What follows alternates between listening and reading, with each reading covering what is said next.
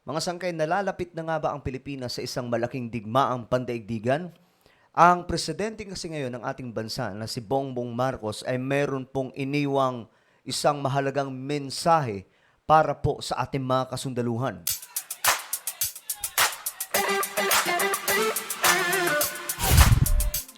Hello, what's up mga sangkay? This is me, Sangkay Janjan. I'm back for another vlog, another topic mga sangkay na pag-uusapan natin ngayon. But anyway, before we start guys, paki-subscribe po muna yung ating YouTube channel. Ayan po mga sangkay, 1.22 million subscribers na po tayo dito sa YouTube. So, kung hindi ka po nakakapag-subscribe, alam mo na ang iyong gagawin. Makikita nyo po yung subscribe button sa ibaba. Pindutin nyo lamang po yan. I-click nyo yung bell at i-click nyo po yung all. Okay? Sa mga nanonood po sa Facebook, huwag kalimutan na i-follow ang ating Facebook page. So, ayun nga mga sangkay, pag-usapan po natin ito dahil mayroon pong balitang lumabas na itong presidente ng Pilipinas na si Bongbong Marcos ay may iniwang mensahe para po sa Armed Forces of the Philippines. At ito daw po ay mahalaga dahil mukhang pinaghahanda na po ang ating mga kasundaluhan ngayon sa isang malaki pang tensyon na paparating. Ayon po dito sa balita mga sangkay, President Ferdinand Bongbong Marcos Jr. pinaghahanda ang Armed Forces of the Philippines sa gitna ng umigting na geopolitical tension sa Indo-Pacific region. Nel, ano ang ibinili ni PBBM sa Armed Forces of the Philippines? Yes, Ella, dapat maging handa ang Pilipinas dahil sa mas dumaraming pahayag ng mga banta sa labas ng bansa. Resulta ng pagtaas ng geopolitical tension sa Indo-Pacific. Ito ang sentro ng mensahe ni Pangulong Ferdinand Marcos Jr. kahapon nang dumalaw sa 5th ID ng Philippine Army sa Camp Melchor de la Cruz, Isabela. Ayon kay Pangulong Marcos na ilagay ang Pilipinas sa area of interest ng China dahil malapit ito sa Taiwan. Kaya mahalagaan niya na maging handa ang northern part ng bansa sa anumang maaaring mangyari. Ayon kay PBBM, mas nakakabahala ngayon ang nagaganap na external threat kaya kailangan ng preparasyon. Pero mga sangkay, yan nga po ang pinag-uusapan ngayon sa international na what if magkaroon po ng biglaang pagsalakay itong China sa Taiwan. Ang Taiwan, kung titingnan po natin ang location, nasa gitna po siya ng Japan, China, and Philippines. Malapit na malapit po tayo sa Taiwan. Kaya nga po yung Japan ngayon, naglagay na rin po sila ng mga kasundaluhan sa mga isla na hawak po nila na nakatapat po banda sa Taiwan. Dahil just in case na magkakaroon po ng biglaang pagsalakay itong China going to Taiwan, at least mapoprotektahan po nila yung kanilang mga isla. At ganun din po ang Pilipinas ngayon. No? Naglagay na rin po ng mga kasundaluhan malapit po sa Taiwan. Bakit? Bakit kailangan paghandaan po itong mga sangay? Bakit kailangan maglagay ng mga sundalo doon? Dahil hindi po natin alam. Baka mamaya bigla pong... Baga alam niyo yun, yung isang lugar na parang hindi po natin nabantayan, bigla na lamang pong may makapasok na mga kung sino mga manunupil. So, lahat po kasi ay posible ngayon. Dahil po sa geopolitical tension na nangyayari po sa ating mundo. Hindi lang po ito mga sangkay pinag-uusapan dito sa Asia, no? Kahit po yung pandaigdigan ng mga sangkay, Russia, di ba? Pag pinag-uusapan po natin yung NATO against Russia, umiinit din po mga sangkay.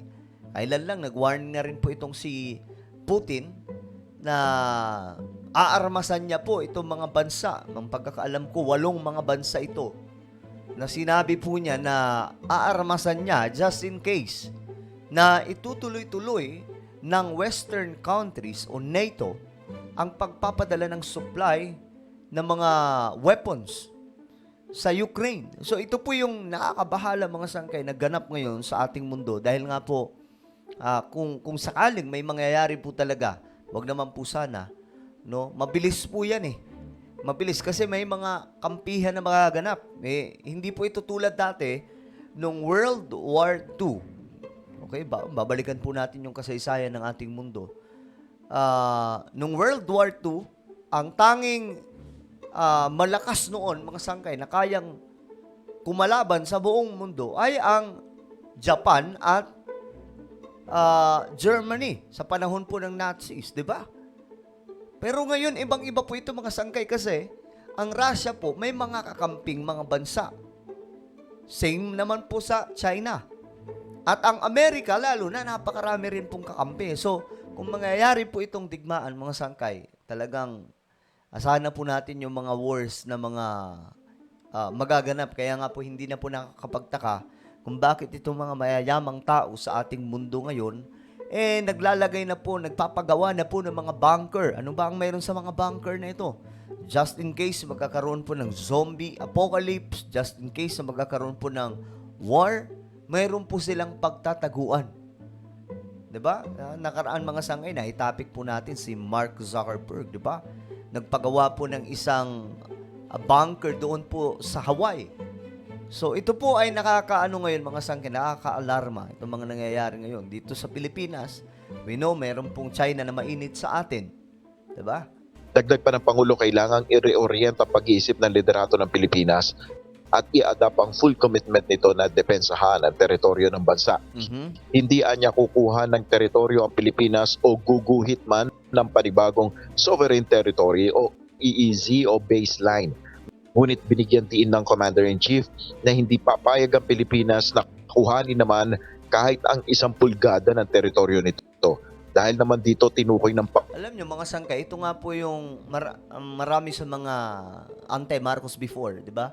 Na bigla pong bumaliktad ngayon kasi nga po dahil po dito sa prinsipyo ngayon ni Bongbong Marcos na naiiba kaysa kay former President Duterte. Kasi noong panahon po ni former President Duterte, ang mayroon po noon, China masyado po tayong malapit sa China. Pinapasok nga po dito yung kung ano-ano pang mga Pogo Hub, di ba? Tapos sinasabi, nakakatulong daw po mga sangkay. Tapos masyado po tayong malapit sa China.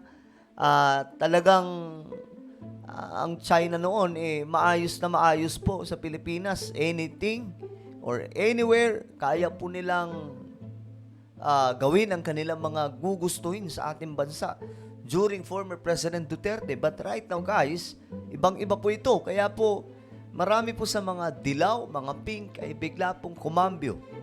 Babaliktad po sa administrasyong ito. At yung mga dati naman na maka-China, ngayon na kay Duterte. But again, mga sangkay, hindi po dapat tayo nag-aaway-away when it comes to West Philippine Sea or ating soberanya.